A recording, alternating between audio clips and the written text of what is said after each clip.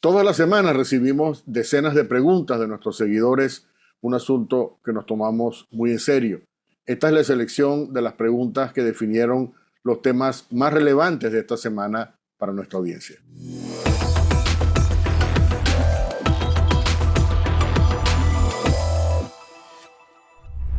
Si Trump amenaza a Maduro de sanciones si no recibe a los deportados y empieza su mandato el 20 de enero, significa entonces que él reconoce que Maduro perdurará en el poder. María Fernanda, lo que yo creo es que, en primer lugar, ¿no?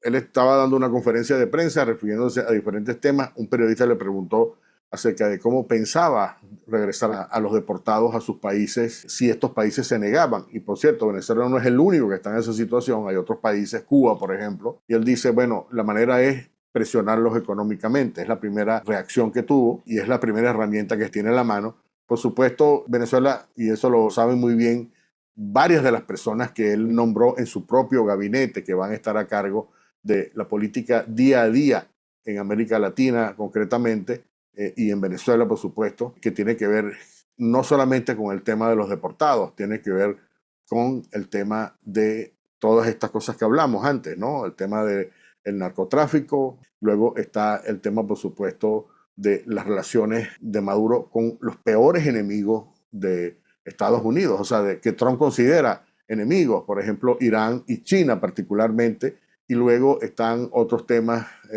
por supuesto, que tienen que ver con crimen organizado, por ejemplo, lavado de dinero, etcétera, y todos estos temas combinados, y hay un convencimiento, por supuesto, en muchos de estos líderes que van a formar parte del gabinete de Trump, de que el tema de la deportación es apenas uno de múltiples problemas, mucho más graves probablemente, que representa el hecho de que Maduro se quede al poder. ¿Cree usted posible que el gobierno de Gustavo Petro en Colombia le dé al ojo al dictador en caso que ponga pie en polvorosa o busque escondites, suponiendo que abandone el poder? Bueno, es posible que se produzca esto. Yo creo que en el fondo Petro sigue siendo un aliado de Venezuela, un aliado bajo cuerda que tiene dificultades para apoyarlo públicamente por todas las implicaciones, porque estaría violando la ley, porque la situación que él tiene políticamente tampoco es muy buena en Colombia. Entonces no quiere abrirse más frentes apoyando a la dictadura de Maduro con todo lo sanguinario que se ha convertido, más sanguinario de lo que ya era. Colombia pudiera ser, sí, pudiera ser un escenario, porque está cerca de Venezuela, porque les permitiría regresar o por lo menos planear el regreso. El problema es que Colombia también es un terreno minado porque la dictadura ha cultivado muchos enemigos en Colombia también. Hay grupos que ellos han entregado, hay una cantidad de capos que fueron engañados, por ejemplo, hay rivalidades, por ejemplo, los grupos del ELN con quien se entiende el régimen, a su vez no se entienden con las fracciones de la guerrilla colombiana, es decir, requeriría Maduro de un dispositivo de seguridad importante, con una amenaza latente en cualquier momento. Ningún país es muy seguro para Maduro, esto está claro, ¿no? Es lo que yo creo. Antonio Ledesma puede verse afectado por estas leyes que van contra los familiares de empresarios corruptos, ya que su yerno Butec se confesó culpable de lavar 1.200 millones con PDVSA. Bueno, de este caso hemos hablado, hasta ahora no hay indicios, la familia o no se ha probado que Antonio Ledesma estuviera vinculado a esta operación. Fue una operación que se hizo además ya hace varios años, comenzó en el 2016. Esta persona había estado solicitada adicionalmente por el gobierno o las autoridades de Suiza, que finalmente fue donde se produjo la captura, cuando él visitó Suiza para recuperar aparentemente un reloj bastante costoso que tenía protegido en una de estas cajas que existen en los bancos suizos. Fue detenido y fue enviado a Estados Unidos, llegó a un acuerdo de negociación, no hay ninguna evidencia de que hubo alguna vinculación y naturalmente al haber ya firmado algún tipo de convenio, a él se le obligó, por cierto, no solamente pagar a este señor Butef, no solamente se le ordenó pagar 4 millones de dólares de los beneficios obtenidos de esa operación, sino adicionalmente devolver o entregar, vender los tres apartamentos que tenía. Uno de ellos estaba en Miami, el otro en Madrid, de modo que ya, digamos, se estableció, arregló su situación con el gobierno de Estados Unidos y particularmente no creo que haya repercusiones porque no se ha aprobado, como he dicho, la vinculación de estas operaciones por parte de Antonio Ledesma. La estrategia del régimen pareciera ser la de aislarse internacionalmente, evidenciando su radicalismo y sin ocultar sus manejos turbios. ¿Puede esto ser ignorado por las democracias occidentales? Estoy de acuerdo, el problema es que la situación de Venezuela tiene un impacto regional e internacional. La presencia de grupos terroristas, el tema de la operación de lavado de dinero a gran escala, el tráfico de oro, todos estos son problemas que no son problemas solamente de Venezuela, son problemas para la región porque facilitan el blanqueo de fondos que luego pueden ser utilizados en ataques contra Estados Unidos, ataques terroristas, o alimentando los conflictos en el Medio Oriente. Es decir, que el caso de Venezuela, aunque ellos se aíslen internacionalmente, por supuesto, esto va más allá, tiene unas grandes repercusiones.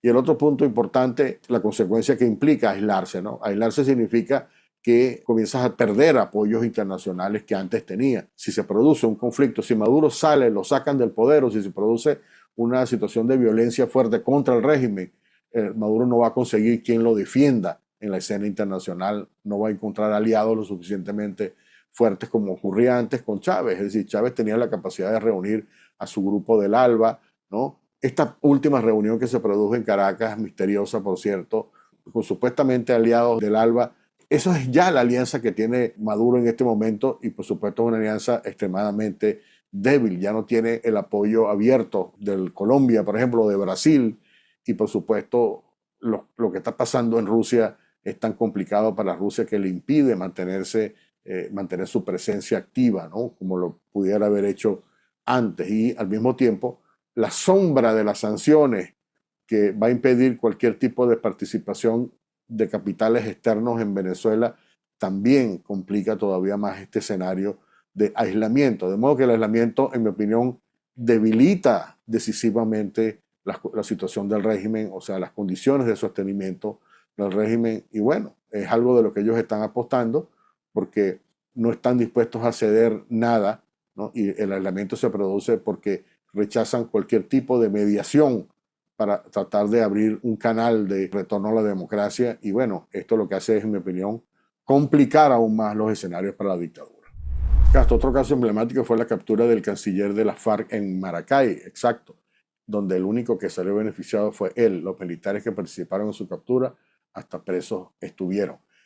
No, es que hay una lista enorme. En mi libro Chavistas en el Imperio hay un capítulo que yo dedico a ese tema y la lista es grande, no le quise, digamos, llenar, pero también pasó eso al canciller de Iván Márquez. Y luego hubo otro detenido también, otra persona que estaba en el helicoide, ¿no?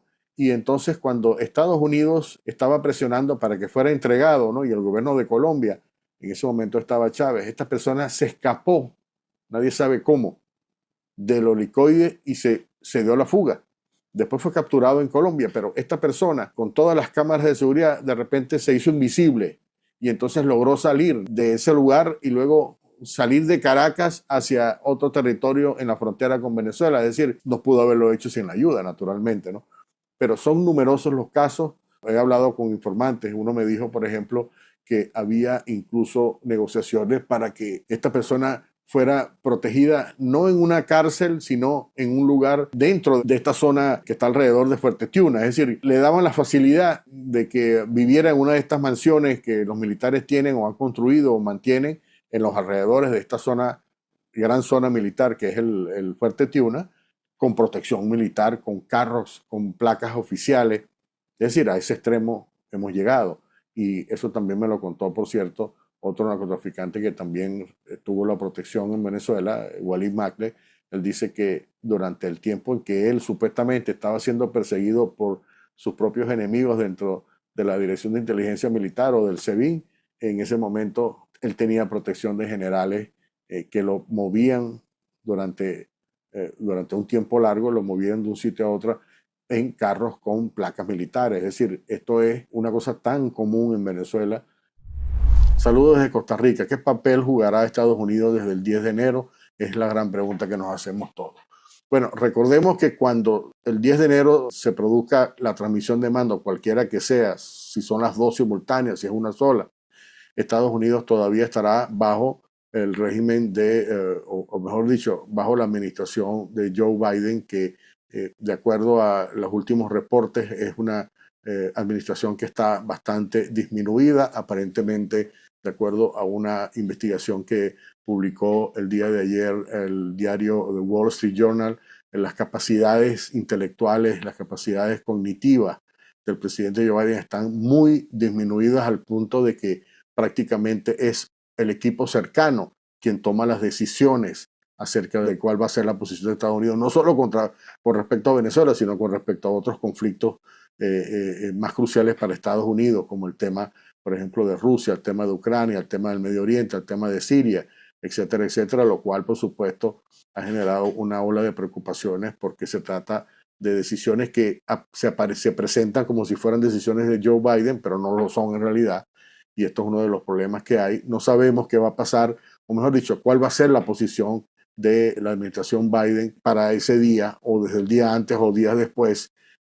Por eso es que muchos están pensando que hay que definitivamente esperar a que se monte en el poder ahora Donald Trump el 20 de enero. Pero sin embargo, ya ha habido declaraciones. Por ejemplo, el secretario de Estado Anthony Blinken ha dicho que está sobre la mesa, por ejemplo, el tema de la suspensión de las licencias petroleras, que tendría un impacto casi que inmediato para la dictadura.